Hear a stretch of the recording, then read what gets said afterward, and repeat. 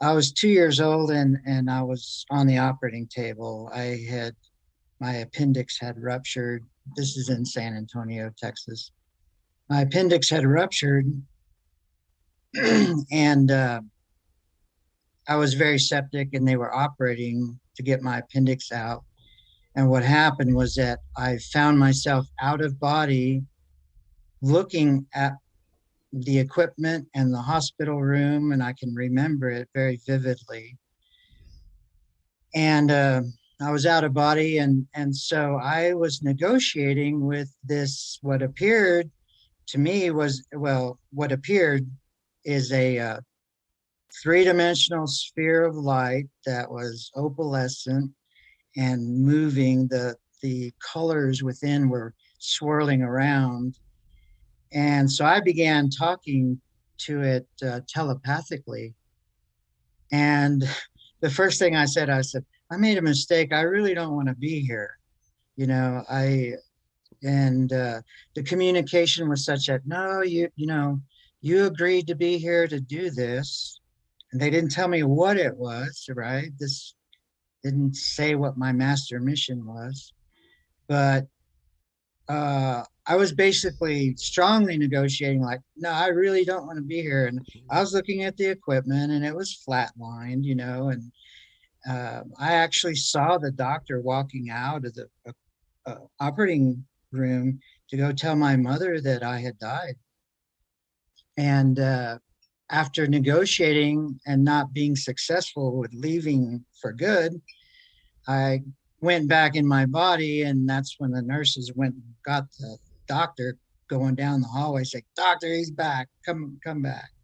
So that was my experience. I did not get any direction as to why I was here. It was almost like, why you're here. We're not going to tell you. You'll figure it out. And it's like, you agreed to do this. And then I had this memory of like, oh yeah, it's like looking down upon this, and I chose my family and my circumstances, and I agreed to do certain things, and I didn't still know what exactly it was, but it was like, okay, I remember looking down and saying, okay, send me in, coach, send me in. I was a volunteer almost. And then so that experience happened. I, finished another 6 days in the hospital, removing the sepsis in my body, and then I carried on after that. Let's move on to your next NDE. Okay. So it's a very similar experience. I'm 17 years old now, and I had to have a left knee reconstruction because at that time I was playing competitive tennis and basketball, and the hard courts had really taken a toll on my knee. And in order to continue to play competitive sports and tennis primarily, I needed to have this reconstruction of my knee. It was that bad. So I'm on the operating table. The anesthesiologist was a very good friend of ours, and I actually had a very good surgeon. He was the Spurs surgeon at the time.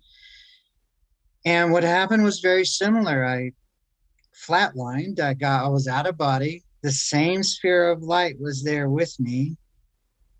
And again, I'm negotiating. So I still really don't want to be here. This is too hard. This is not what I want. And it was the same discussion. You're like, no, it's not. You need to stay. And so what happened was the anesthesiologist, I'm very sensitive to chemicals and any substances. I'm just very sensitive. And so the anesthesiologist gave me the correct amount for my age and weight. But the sensitivity that I had, my body reacted much more strongly, and they couldn't get me back. I was out. And so I saw myself flatlined. I saw the equipment, and I wasn't worried about that. I was worried. I was more concerned about negotiating, saying, okay, really, seriously, I want out. And it was similar discussion, like, no, you still need to be here. You'll figure it out. So I went back in my body, and what I remembered, the anesthesiologist, he's a big guy, 6'4", good friend of ours, and he's the one that actually is putting me in my recovery room, actually in my room, my when I was going to recover from and I was in my hospital room. I see him laying me in bed, and I go, "What are you doing here?" Anesthesiologists don't put patients in their own room. I go, "What?" I was just coming out of it, and I said, "What are you doing here?" He said, "Oh, don't worry about it. You're going to be all right." I said, "Okay." But I thought that was odd. Mm. And so, I went through a 6-month recovery period on that. And actually, I was able to play tennis competitively through college. I got a scholarship over in Lafayette, Louisiana, and went there.